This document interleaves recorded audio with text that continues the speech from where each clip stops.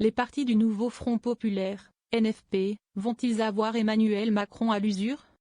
Depuis la désignation mardi 23 juillet par l'Alliance de gauche de Lucie Castet comme candidate commune pour Matignon, la haute fonctionnaire est en campagne. Et pour Arthur Delaporte, député socialiste du Calvados interrogé ce dimanche 11 août sur BFM TV, sa nomination comme Premier ministre relève de l'évidence. Emmanuel Macron, est aujourd'hui coincé. Il n'a pas le choix que de nous appeler à Matignon. D'un point de vue institutionnel et logique, et il ne sait pas comment s'en sortir autrement. Fin de la trêve olympique et politique. Ce 11 août, vers 23h, la cérémonie de clôture des Jeux olympiques prendra fin au Stade de France. Et avec elle, la trêve olympique et politique, actée le 22 juillet par Emmanuel Macron, qui a repoussé la nomination d'un Premier ministre à mi-août. La guerre de position entre Emmanuel Macron, qui a d'ores et déjà rejeté l'option Lucie Castet, et les chefs de parti du NFP, s'est figée le 26 juillet, jour de la cérémonie d'ouverture. Dans un enthousiasme commun, les membres de l'exécutif démissionnaire, et de l'Alliance de gauche, exception faite de la France insoumise, ont célébré les médailles françaises. Lundi 12 août, le marigot politique va se réveiller.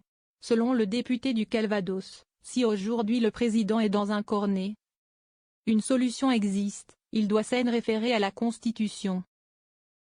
Théoriquement, il y a quelque chose qui s'appelle la Constitution, quelque chose qui s'appelle les pratiques institutionnelles de la Ve République, où l'on appelle la personne en tête du bloc majoritaire, même si s'y est une majorité relative.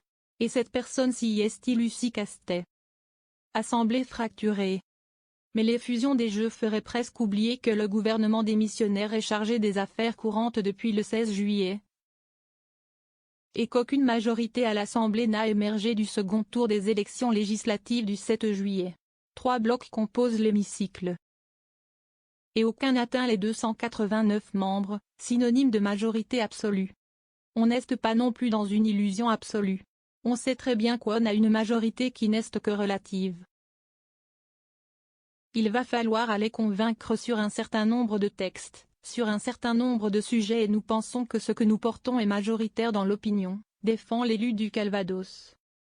Avec 193 députés, le nouveau Front populaire est certes la première force politique à l'issue des élections législatives. Mais juste devant la coalition présidentielle Ensemble, en deuxième position avec 166 élus. En troisième position, on retrouve le Rassemblement national et ses alliés qui totalisent 142 sièges. Le député socialiste, l'assure, l'Alliance de gauche travaille sur ce plan de gouvernement. Si Emmanuel Macron devait céder, et nommer Lucie Castet Première ministre. Et de conclure, avec une analyse opposée à celle du président, nous considérons que le chef d'État n'a pas d'autre choix que de nous appeler à Matignon.